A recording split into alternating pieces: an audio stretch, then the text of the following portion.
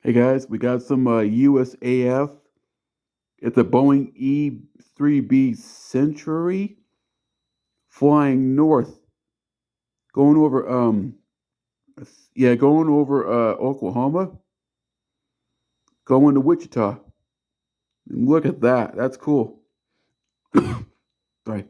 Our nuclear forces are on high alert. So USAF stands for United States US Air Force. His transponder's off. That's the plane right there. There he goes. He's going towards Wichita. You can find military movements on this app called Flight Tracker.